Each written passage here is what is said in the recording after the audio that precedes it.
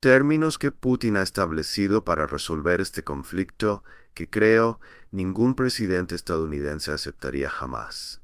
No pueden culparnos. Pueden llamarnos agresores, imperialistas y demás.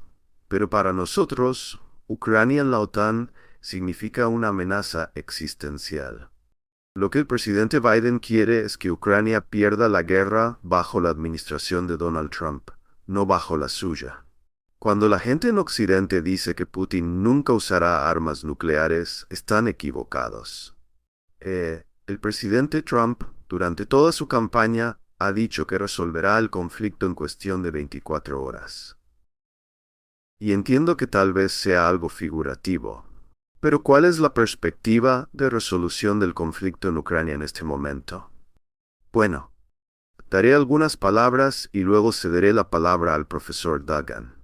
No hay duda de que el presidente Trump ha dicho que el único ámbito de importancia mundial, que es Ucrania, será donde realmente alterará fundamentalmente la política exterior estadounidense.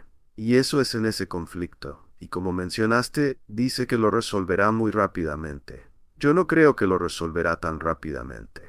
Creo que puede tener buenas intenciones, pero no va a suceder.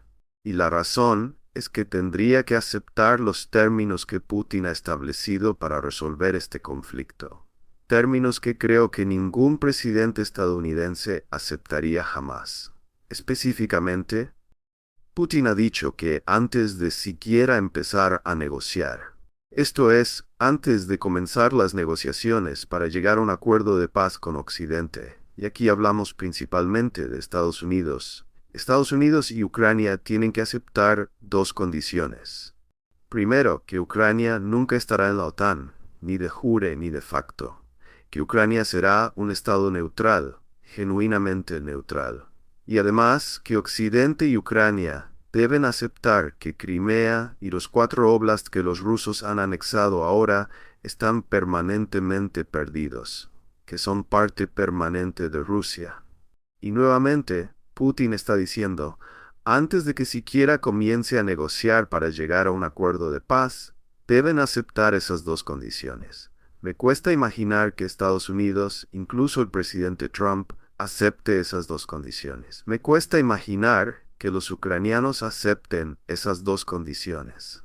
Ahora, uno podría argumentar que el presidente Trump es una persona muy especial, que tiene opiniones fuera de la corriente principal y que después de todo es el presidente de Estados Unidos. Pero el problema es que está rodeado de personas con una rusofobia extrema y que han sido extremadamente agresivas en cuanto a Ucrania durante años. No es como si Trump estuviera trayendo consigo a la presidencia un buen número de personas que compartan sus opiniones sobre detener la guerra en Ucrania. Está trayendo al poder, como es muy evidente, a un grupo de halcones. Y por lo tanto, Trump estará rodeado de personas que no querrán aceptar las condiciones que Putin ha establecido. Por lo tanto, mi visión de lo que va a suceder aquí es que esto se resolverá en el campo de batalla, y creo que los rusos lograrán una victoria fea. Están en el proceso de hacerlo, y en algún momento se llegará a un conflicto congelado o a un armisticio. Y el resultado final será que habrá malas relaciones entre Rusia, por un lado, y Occidente y Ucrania, por el otro, durante un futuro previsible. Creo que esta es una situación terrible, pero no creo que Trump vaya a cambiar las cosas de manera significativa, ni que sea capaz de llegar a un acuerdo de paz significativo. Por mi parte, solo puedo estar totalmente de acuerdo con lo que el Sir Mearsheimer ha dicho, y añadiría que la situación es más radical de lo que usted ha descrito, porque las condiciones planteadas oficialmente por el Sir Putin no corresponden a las verdaderas intenciones de la Federación Rusa. Así que esas eran una especie de condiciones mínimas que se adelantaron precisamente porque nadie en Occidente podría aceptarlas. En realidad, la situación con Ucrania es mucho más existencial e importante para Rusia. No podríamos tolerar ningún tipo de Ucrania hostil hacia Rusia, en ninguna versión y dentro de ninguna frontera. El punto de consenso dentro de Rusia es que la guerra que libramos con Occidente en Ucrania debe terminar con nuestra victoria y nada menos. Esa no es solo la visión del señor Putin. Esa es la condición para que Putin permanezca en el poder y para salvar nuestro régimen político. Así que esto es mucho más que simplemente reacciones de halcones imperialistas, deseos o sueños de emerger una vez más como una potencia independiente en Eurasia. Es mucho más que eso. Y creo que nadie en Occidente entiende eso correctamente, porque para nosotros, ser o no ser como Rusia, como Federación Rusa, significa ganar o perder la guerra en Ucrania. Esto es mucho más que las condiciones que Putin ha planteado, y el señor Mearsheimer lo ha explicado muy correctamente, y estoy totalmente de acuerdo con su opinión, de que estas condiciones mínimas, insostenibles e inaceptables que Putin ha propuesto no tienen ninguna posibilidad de ser aceptadas por la futura administración del señor Trump, ya sea con su acuerdo o en contra de su voluntad. Creo que existe una especie de lógica geopolítica realista, si se quiere, según la cual Occidente y Estados Unidos nunca, diría que nunca, aceptarían no solo las demandas expresas y explícitas de Rusia, sino mucho menos las demandas implícitas de Rusia, que van mucho más allá de simplemente conservar los territorios que hemos ganado o el estatus neutral de Ucrania. El señor Mearsheimer ha explicado muy bien el equilibrio de poder realista en esta situación. Y también creo que necesitamos separar en el entendimiento ruso de la administración de Trump y el factor Trump dos cosas. En primer lugar, Rusia está de acuerdo. Rusia apoya con entusiasmo la orientación del señor Trump contra el globalismo, contra los globalistas, contra la cultura de cancelación en su lucha por la restauración de los valores tradicionales. Todo eso es muy bien recibido en Rusia. Pero creo que en términos de la geopolítica realista, existen contradicciones tan enormes que diría yo, estas detendrían cualquier posible negociación en el momento en que estas negociaciones virtuales o probables comiencen. En ese momento habrá una gran cantidad de malentendidos a un nivel profundo. En el nivel profundo de la comprensión mutua de la naturaleza del conflicto en Ucrania, lo que impedirá cualquier solución posible. Así que estoy de acuerdo una vez más con el señor Mearsheimer en que el resultado o el final de este sangriento conflicto será decidido en el campo de batalla. No habrá armisticio. No habrá verdad ni conversaciones de paz, sino más bien serán las armas las que decidirán el destino de este conflicto geopolítico. Y eso está al margen, o más allá, del gran aprecio que Rusia tiene por Trump. Porque Trump, a nuestros ojos, es un defensor de los valores tradicionales. Y aplaudimos eso. Estamos totalmente de acuerdo con eso. Como dijo recientemente Elon Musk, la cultura de cancelación debe ser cancelada. Así que deberíamos detener esta agenda liberal de izquierda a nivel global. Y en ese sentido, Rusia apoyará absolutamente eso. Pero en términos o en el ámbito de la geopolítica realista, creo que las contradicciones no desaparecerán o tal vez se agravarán aún más. Si puedo retomar lo que el profesor Dogan estaba diciendo y hacer dos puntos adicionales, él utilizó la palabra amenaza existencial, y durante mucho tiempo he argumentado que es imperativo, desde una perspectiva occidental, entender que incluir a Ucrania en la OTAN es una amenaza existencial desde la perspectiva de Rusia. Y una vez que aceptas el hecho de que Rusia ve a Ucrania en la OTAN como una amenaza existencial, te das cuenta de lo peligrosa que es la situación. Y te das cuenta de que los rusos lucharán hasta la muerte para evitar que Ucrania entre en la OTAN, porque es una amenaza existencial. Amenaza su supervivencia. El problema que enfrentamos en Occidente es que casi nadie acepta ese argumento.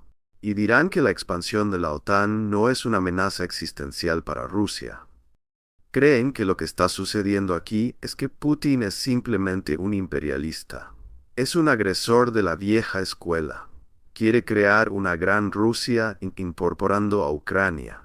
y esto no tiene nada que ver con una amenaza existencial. Mi argumento es que puede que ustedes en Occidente no piensen que sea una amenaza existencial, pero lo que ustedes piensen es irrelevante. Lo que importa es lo que piensan los rusos, y en particular lo que piensa Putin.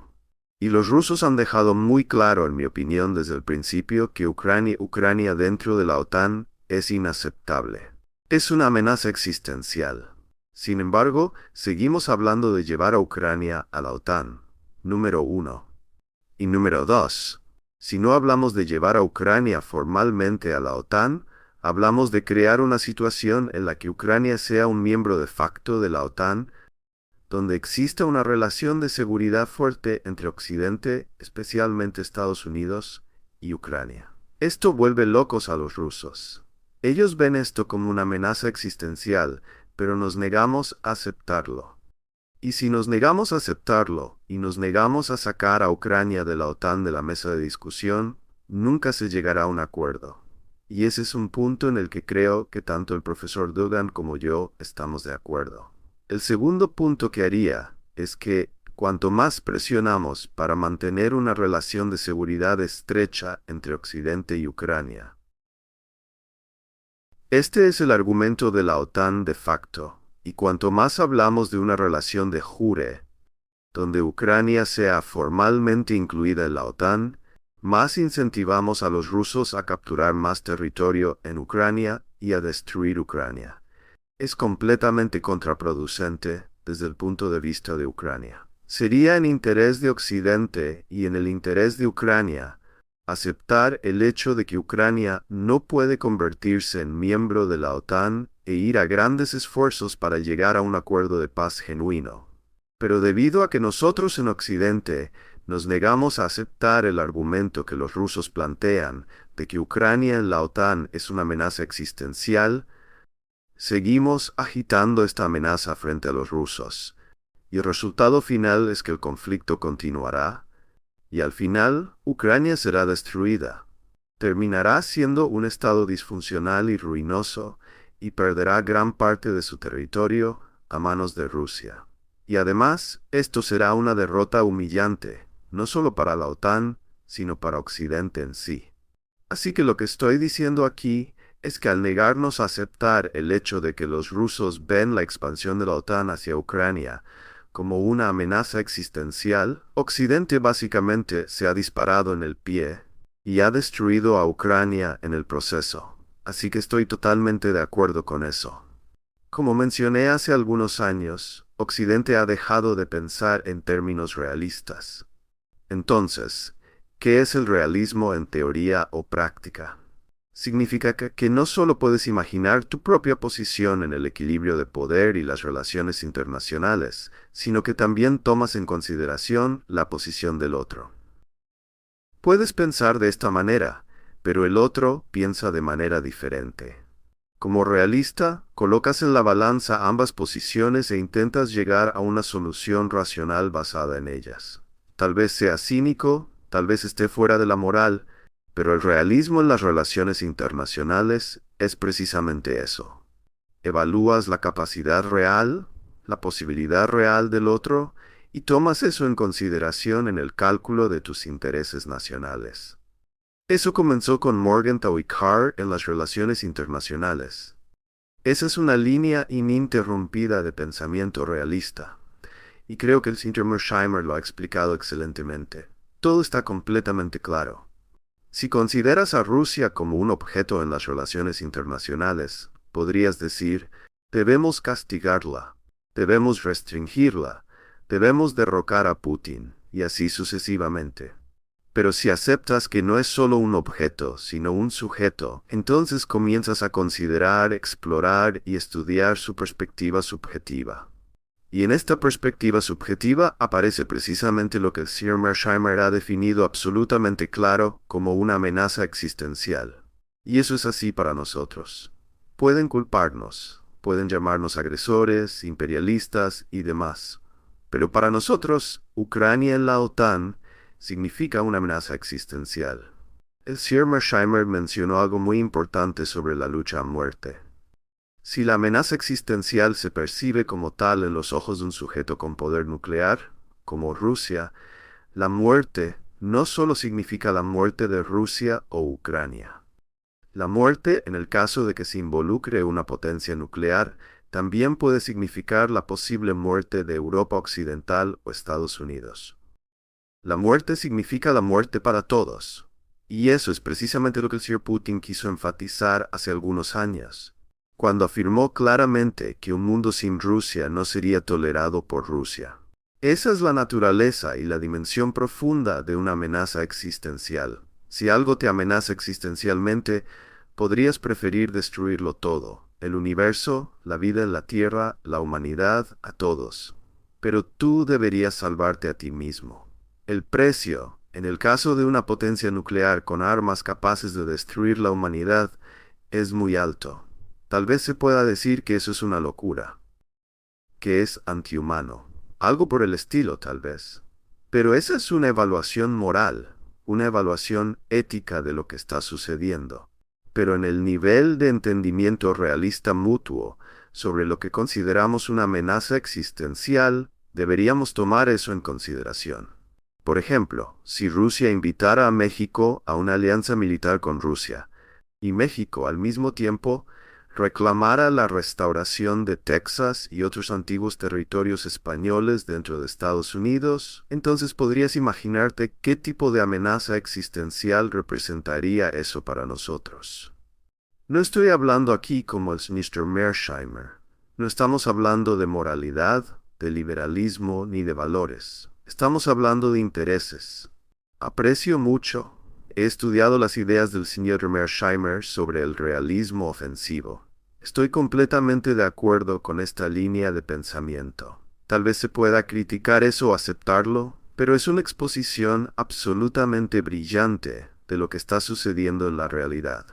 Y tal vez pienso que la falta de realismo podría jugarle una muy mala pasada a la nueva administración de Trump. El realismo podría resolver este conflicto. El enfoque realista, cuando involucramos ideales morales, liberales, valores democráticos y demás, nos hace perder la realidad de la seriedad de la situación. Y creo que el César Mearsheimer ha mostrado brillantemente lo que está en juego. Hay de hecho muchas capas de preguntas que tengo sobre la conversación que acabamos de tener y estamos de acuerdo aquí. Todo está bien dicho y entendido.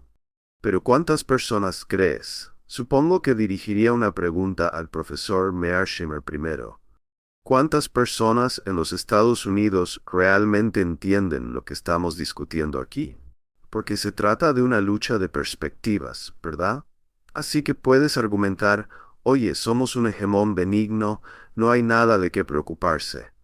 Bueno, no se trata de lo que piensas, se trata de lo que piensa, ya sabes, el señor Putin, lo que piensa el pueblo ruso. Entonces, jugando entre un conflicto, entre una lucha de perspectivas y potencialmente con armas nucleares en juego, ¿cuántas personas están de tu lado?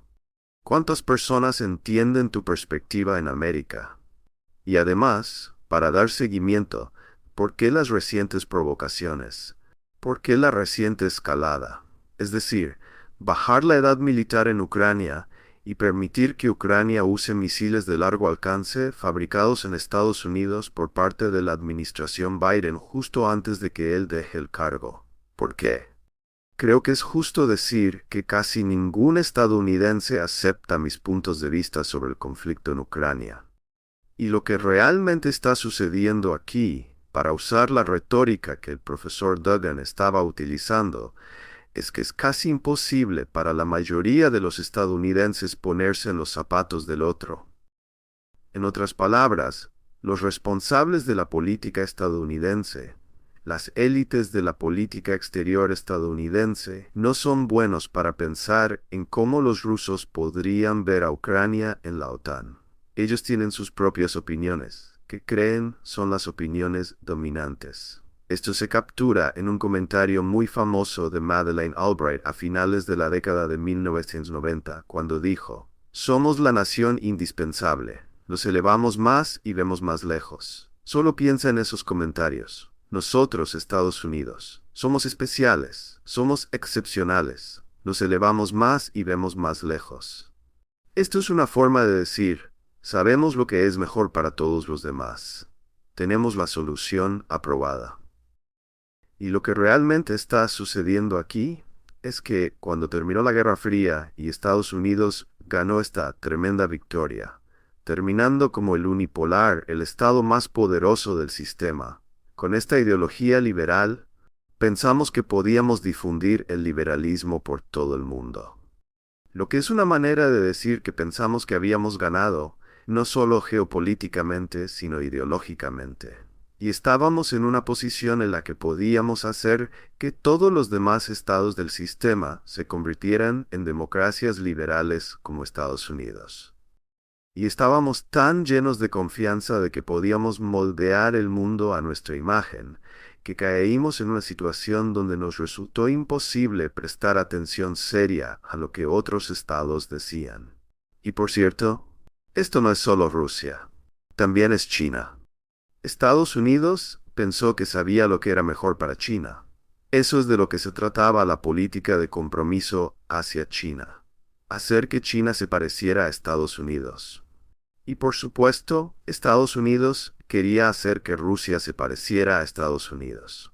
Entonces tenías esta situación que siempre estuvo presente en Estados Unidos, siempre estuvo ahí, que teníamos cierta dificultad para ponernos en los zapatos del otro lado, sin duda. Pero después de 1989, y ciertamente después de que la Unión Soviética colapsó en diciembre de 1991, caímos en un patrón donde se volvió casi imposible para nosotros desarrollar una estrategia. La estrategia se trata de pensar en lo que la otra parte está pensando y en lo que hará en respuesta a lo que haces. De eso se trata la estrategia. Por eso el realismo está inextricablemente vinculado con la estrategia. Pero de una manera fundamental, realmente perdimos esa habilidad.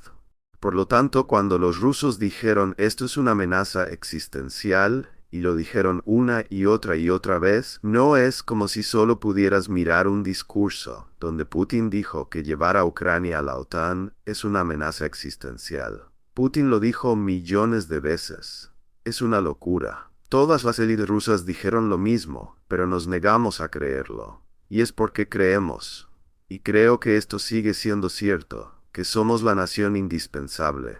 Nos elevamos más y vemos más lejos, y sabemos lo que los rusos realmente piensan, o lo que deberían pensar, y lo que piensan y dicen que piensan simplemente no importa mucho. Y cuando operas con ese tipo de líneas de pensamiento, vas a meterte en muchos problemas. Y por eso estamos en muchos problemas, no solo en Ucrania, sino también en el Medio Oriente. Esas fueron palabras sabias, realmente sabias.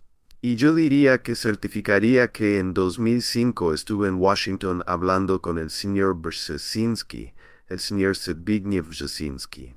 Y allí estaba el tablero de ajedrez real, frente a nosotros, entre nosotros.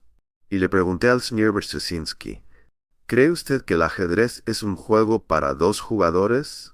Él respondió, no, es para uno solo. Cuando llamé a mi libro El Gran Tablero de Ajedrez Euroasiático o El Gran Tablero de Ajedrez, me refería precisamente a la lógica del juego y no a la cantidad de jugadores. Así que hay un solo jugador en el tablero, uno que ve más alto ve más lejos. Esa actitud o idea inspira la confianza de que estás solo en la mesa de la geopolítica global. Y cuando Putin apareció en ese sentido, y China emergió en la escena de este tablero de ajedrez, fue un ataque moral directo contra esta conciencia de que el ajedrez es un juego para un solo jugador. Eso es la unipolaridad, no solo a nivel geopolítico, sino también, como el Sr. Mearsheimer ha enfatizado, a nivel ideológico. La democracia liberal es un sistema único y universal de valores, y los intereses y valores de Occidente son únicos. Así que cuando alguien aparece en el otro lado del tablero de ajedrez, eso es un escándalo. Tenemos que castigarlo de inmediato, tenemos que cortarlo, tenemos que destruirlo. Tenemos que causar una derrota estratégica a Rusia inmediatamente. Porque el ajedrez es un juego para uno solo. Creo que esa es una actitud completamente irrealista. El realismo en las relaciones internacionales se basa en la aceptación de la soberanía. Y si aceptas la soberanía, aceptas la posibilidad, al menos teóricamente, de comportarte como desees, porque no hay ninguna otra instancia que pueda obligarte a comportarte de una manera u otra. Esa es la naturaleza de la soberanía. Si aceptas la soberanía, aceptas la existencia de otros jugadores, chinos, rusos, tal vez musulmanes como en el caso del Medio Oriente, o tal vez indios, o africanos, o latinoamericanos. Estamos tratando con otros sujetos que son distintos de nosotros mismos. Esto es muy trágico. Creo que los Estados Unidos de América y Occidente colectivo en general carecen hoy en día de este enfoque estratégico.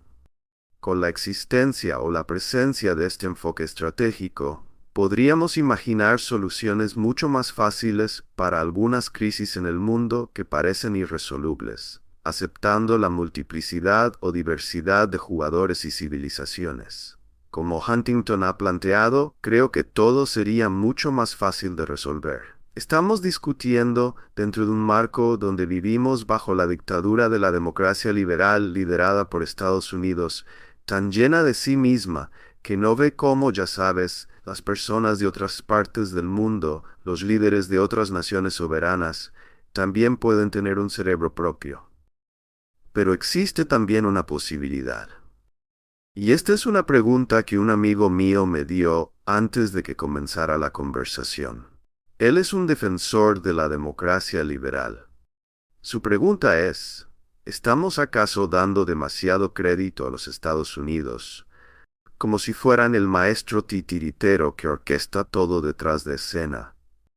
¿O también es posible que el conflicto en Ucrania sea el resultado de una larga historia entre Ucrania y Rusia, entre las personas que viven en la parte oriental de Ucrania y las de la parte occidental de Ucrania? Es posible que sea un tema muy local. Dejaré que el profesor Dugin responda primero esta vez, ya que yo he sido el primero en responder todas las preguntas anteriores. Creo que es justo que él tenga la oportunidad de responder primero y luego yo puedo responder. En mi opinión, no podríamos reducir la importancia del conflicto entre Rusia y Ucrania a una escala regional. Se trata de un tema geopolítico de una escala mucho mayor, porque en realidad la identidad de la nación ucraniana es muy reciente. Es artificial y reciente porque Ucrania nunca existió en la historia. Nunca existió en la historia. Eso era simplemente un territorio disputado entre el Imperio Ruso, Polonia, Austria y Occidente en general. Era la frontera entre dos civilizaciones. Y políticamente Ucrania fue liberada en primer lugar de los turcos. Y eso era Nueva Rusia o la Ucrania Oriental.